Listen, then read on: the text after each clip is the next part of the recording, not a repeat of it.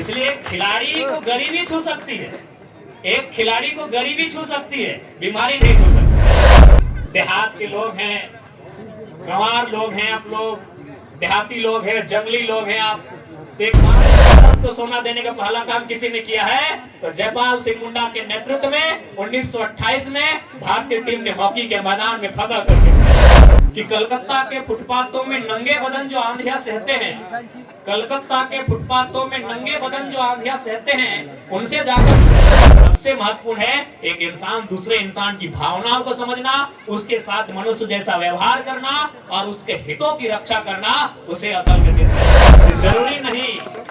जरूरी नहीं हर वक्त जुबान पे ईश्वर का नाम आए, कि जरूरी नहीं हर वक्त जुबान पे ईश्वर का नाम आए, वो लम्हा भी भक्ति का होता है। जयराम महतो जी का इस मंच में स्वागत है, जोरदार ताली स्वागत, जोरदार तालियों के साथ स्वागत करें।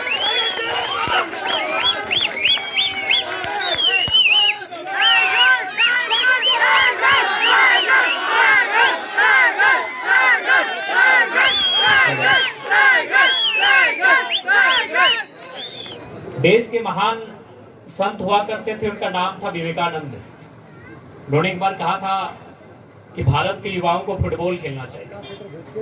तो बहुत सारे लोगों ने शायद मन में ये ख्याल आया होगा कि आखिर एक संत होके उन्हें युवाओं को वेद पढ़ने की सलाह देनी चाहिए थी, उन्हें युवाओं को अच्छे पुस्तक पढ़ने की सलाह देनी चाहिए थी, उन्हें युवाओं को अच्छा संस्कार अपने अंदर ग्रहण करने की सलाह देनी चाहिए थी, लेकिन एक संत युवाओं को फुटबॉल खेलने क्यों बोल रहा है?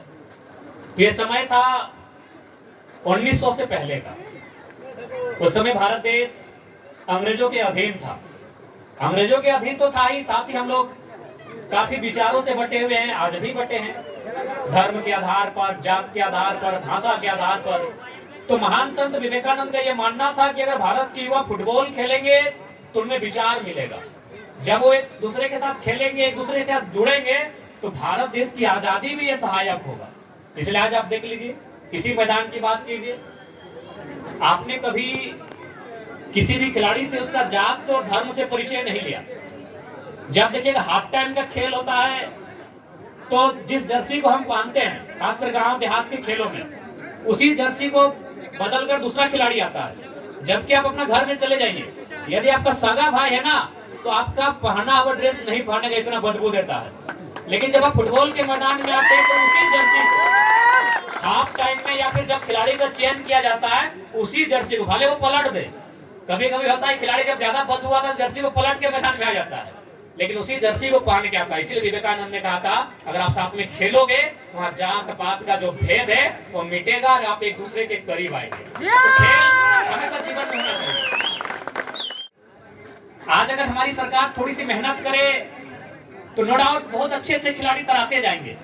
और चूंकि हम लोग 2024 का विधानसभा चुनाव लड़ने वाले हैं, लोकसभा में हम लोग चुनाव लड़े थे, अच्छा वोट मिला था, हार जीत अलग विषय है, क्योंकि भारत देश के इतिहास में पहली बार है कि सब नए लड़का लोग पार्टी बना के चुनाव लड़े हैं। तो अगर हम लोग चुनाव में आते हैं, अगर सत्ता में आने का मौका मिलता है, तो हम लोग का मैनिफेस्टो में बकायदा रहेगा युवाओं की नौकरी के अलावे खेल कूद हमारे मैनिफेस्टो में रहेगा। क्योंकि खेल कूद से अगर आप नाता तोड़ेंगे तो फिर आपको अपना उम्र कम करना पड़ता है। आज देखिएगा, वो आप तो कोलियरी के बगल में रहते हैं, देखिएगा जो अफसर लोग रिटायर हो गया है, सुबह सुबह जाता है मॉर्निंग वॉक में, 60, 65 साल, 70 साल, 75 साल उम्र है। जिस उम्र में अपना पोता को खिलाना चाहिए था, अपना घर परिवार देखना चाहिए था, वो ग्राउंड में जा रहा है दौड़ने के लिए। क्या मालूम है, जवानी में दौड़ा नहीं हुई। इसलिए खिलाड़ी को गरीबी छू सकती है, एक खिलाड़ी को गरीबी छू सकती है, बीमारी नहीं छू सकती है। अभी आपको तय करना है बीमार होना है कि नहीं होना है। अब जाके पूछिएगा, लोग जितना भी मैनेजर है वो इतना पढ़ने लिखने में बिजी था, भले नौकरी किया, जिंदगी का 60 साल पार कर लिया है, लेकिन जिंदा रहने के लिए डॉक्टर बोला है कि सुबह मॉर्निंग वॉक पे जाइएगा, 4 बजे सुबह उठ के जाता है। रिटायर्ड अधिकारी लोग, बड़ा बड़ा अधिकारी देखिएगा ग्राउंड में मिलेगा, कोई जाके हंसता है, वो हंसने का भी गेम आया है। भैया ये सारा ड्रामा क्या है? जिंदा रहने के लिए। तो आप बुढ़ापे में क्या ड्रामा कीजिएगा? मेरा कहना है बुढ़ापे में ड्रामा क्या कीजिएगा, जवानी में खेलिए ना भैया।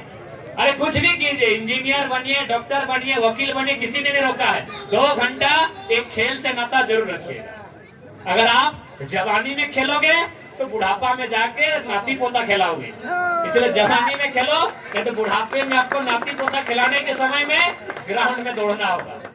झारखंड की जब बात आती है तो झारखंड यानी गांव, झारखंड यानी खेत खलिहान। तो लोग थोड़ा सा ताना मारते हैं, यार झारखंड के लोग तो देहात के लोग हैं, गंवार लोग हैं, आप लोग देहाती लोग हैं, जंगली लोग हैं आप। तो एक बात हमेशा याद रखिएगा, यदि आपको कोई कभी ताना मारे कि आप झारखंड के लोग, आप खेल कूद में कहां तक आएंगे, तो ठीक है, धोनी का नाम तो दुनिया जानती है, लेकिन मैं धोनी की बात नहीं कर रहा हूँ। अभी ओलंपिक का खेल हुआ, आपको मालूम है ना, कितना शर्म हमें लग रहा है ना कि 1 अरब 40 करोड़ की आबादी और ये को सोना नहीं जीत पाए। जिस देश की आबादी 10 लाख, 15 लाख, 20 लाख, 40 लाख, 50 लाख, उन लोग गोल्ड मेडल लेके चला गया। तो चलिए ओलंपिक की मैं आपको कहानी सुनाता हूँ। यदि आपको कभी शर्म लगे, कोई आपको चिढ़ाए कि आप झारखंड के गांव से आते हैं, देहात से आते हैं, अरे आप लोग तो देहाती लोग हैं, जंगली लोग हैं, उनको याद दिलाइएगा कि जिस सोना के लिए आप तरस रहे हो ना, आज शहरी लोग, फुटानी मारने वाले लोग एक सोना के लिए तरस रहे हैं। भारत को पहला सोना दिलाने वाला झारखंडी, मालूम है कौन नाम था? और वो कोई धनबाद और जमशेदपुर के नगर से नहीं था, वो खूंटी के ग्रामीण एक जंगली क्षेत्र से जयपाल सिंह मुंडा से। भारत को पहला सोना दिलाने वाला। तो अगर तुमको कोई नीचा दिखाए, इसको सबक जरूर सिखाइएगा कि तुम बड़े बड़े लोग बड़े बड़े शहरों में रहकर एक सोना नहीं दिला पाए हो। पूरे भारत को सोना देने का पहला काम किसी ने किया है, तो जयपाल सिंह मुंडा के नेतृत्व में 1928 में भारतीय टीम ने हॉकी के मैदान में फतह करके दिया। इसलिए बिल्कुल आप खेलें। अगर हम लोग आते हैं सत्ता में, खेल कूद करने वाले खिलाड़ियों को निराश नहीं होने देंगे। आपके खेल की सुविधाएं और खेल के लिए हम लोग विशेष कोटा भी रहेगा कि जो लोग खेल के जाएंगे उनको एक विशेष कोटा भी दिया जाएगा। सभी कहेंगे कि भले आज हम स्वतंत्र हैं, भले हम आजाद भारत में रहते हैं, लेकिन ये आजादी ना भगत सिंह के सपनों का भारत है, ना ये महात्मा गांधी के सपनों का भारत है, ना ये एपीजे अब्दुल कलाम के सपनों का भारत है। ये चंद पूंजीपतियों के सपनों का भारत है। इसलिए अगर हम लोग चाहते हैं कि भगत सिंह के सपनों का भारत बने, तो हर एक युवा को मेहनत करना होगा। हर एक युवाओं को आज इस देश की जो बीमारी है, सबसे बड़ी बीमारी है करप्शन, उसके खिलाफ लड़ना होगा। उसके लिए आपको ईमानदार होना होगा, उसके लिए आपको पढ़ लिख कर उन जगहों में काबिज होना होगा जहां से बेईमानी फैलती है। देश के एक प्रधानमंत्री हुआ करते थे, बड़ा सुंदर कहते थे, अटल बिहारी वाजपेयी, जिनकी अभी देश में सरकार है, जो अभी हम बिल्कुल कुछ पूंजीपतियों की गुलामी करते हैं, उसी पार्टी के प्रधानमंत्री थे। बड़ी सुंदर 2 लाइनें कहा करते थे कि कलकत्ता के फुटपाथों में नंगे बदन जो आंधियां सहते हैं, कलकत्ता के फुटपाथों में नंगे बदन जो आंधियां सहते हैं, उनसे जाकर पूछो कि वो 15 अगस्त के बारे में क्या कहते हैं। जैसा आज हम लोगों ने तिरंगे को लहराया, बाइक का जुलूस हमने निकाला, हम लोगों ने स्कूल में डांस जैसे कंपटीशन में भाग लिया, भाषण प्रतियोगिता में भाग लिया, लेकिन दिल पे हाथ रखने के बाद आपको भी मालूम चलेगा कि ये भारत हमें नहीं चाहिए। आज के दिन बड़े बड़े नेता अभी माइकों में आकर देश प्रेम का लेक्चर देते हैं।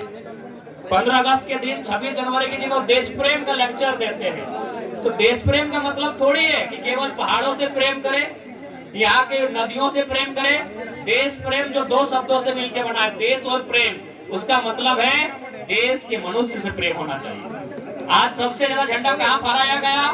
ब्लॉक में। और वीडियो भाषण क्या वो बोला होगा कि देश के लोगों से प्रेम करना चाहिए, और वो चोरा वीडियो क्या करता है? 20,000 रुपए के मोटेशन के लिए मांगता है। मांगता है कि नहीं मांगता है? आज झंडा कहाँ फहराया? थाना प्रभारी ने। और जब कोई एक आम व्यक्ति जाता है तो उसके साथ ऐसा सलूक किया जाता है जैसे वो आजाद भारत का नागरिक ही ना हो। आज सबसे ज्यादा झंडा फहराया है सांसदों ने, विधायकों ने, और इनकी प्रॉपर्टी कितनी है? 10,000 करोड़, 12,000 करोड़। यानी जिस पैसे का इस्तेमाल होना चाहिए था हमारे इलाज के लिए, जिस पैसे का इस्तेमाल होना चाहिए था हमारी बेहतर शिक्षा के लिए, जिन पैसों का इस्तेमाल होना चाहिए था नौजवानों के रोजगार के लिए, नौजवानों की सुविधा के लिए, आज वो 10,000 करोड़ जेब में भर के रखे हैं। और आज झंडा फहराएंगे कि माननीय सांसद जी ने झंडा तोलन किया और देश प्रेम का संदेश दिया। अरे भैया, पहले तुम देश प्रेम का मतलब तो जानो क्या होता है। कि जरूरी नहीं हर वक्त जुबान पे ईश्वर का नाम आए, कि जरूरी नहीं हर वक्त जुबान पे ईश्वर का नाम आए। वो लम्हा भी भक्ति का होता है जब एक इंसान के काम जरूरी नहीं हर वक्त जुबान पे ईश्वर का नाम आए, वो लम्हा भी भक्ति का होता है जब एक इंसान दूसरे इंसान के काम आए। तो ऐसा भारत अगर हम बना पाए, ऐसा नहीं कि हम लोग भी दूध के धुले हैं, नो डाउट हम लोग भी इसी वातावरण में रहते हैं, हमें भी खामियां हैं। हम लोग थोड़ी कह रहे हैं कि हम लोग दूध से धो के आए हैं, हम हैं तो हम ही है, लेकिन हमें प्रयास करना चाहिए, हमें हमारी खामियों को दूर करना चाहिए, हमें प्रयास